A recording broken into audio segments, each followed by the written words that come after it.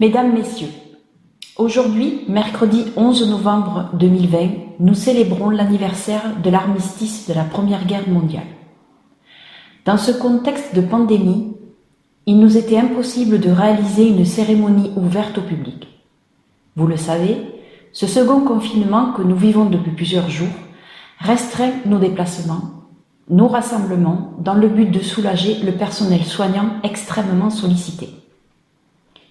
C'est en compagnie de M. Daran, président de l'Association des anciens combattants, et M. Poupon, président du comité du Lauragais Le Souvenir Français, que nous avons déposé des gerbes en hommage aux combattants de la Grande Guerre.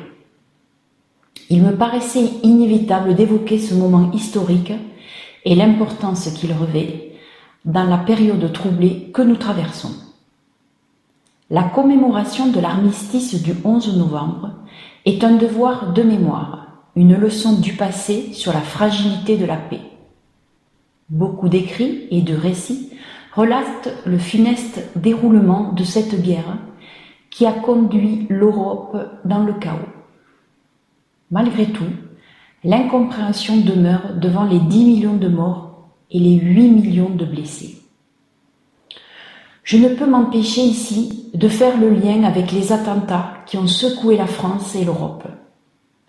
C'est la même incompréhension qui résonne face à des actes d'une cruauté sans nom.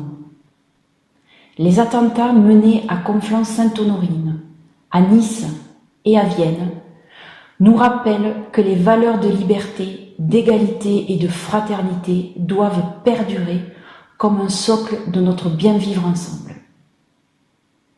Aujourd'hui, en cette date, nous sommes les liens mémoriels de cet épisode de l'histoire. Soyons également les garants actifs d'une paix durable en maintenant ce souvenir.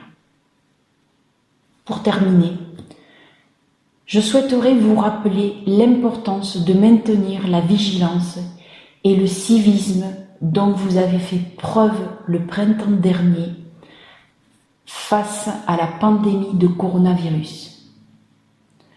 Notre détermination à respecter les mesures sanitaires nous permettra, je l'espère, de célébrer les fêtes de fin d'année avec nos proches.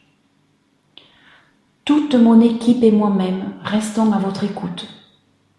Nous sommes présents pour vous accompagner et traverser au mieux cette période si particulière. Vive la paix, vive la République et vive la France. Je vous remercie.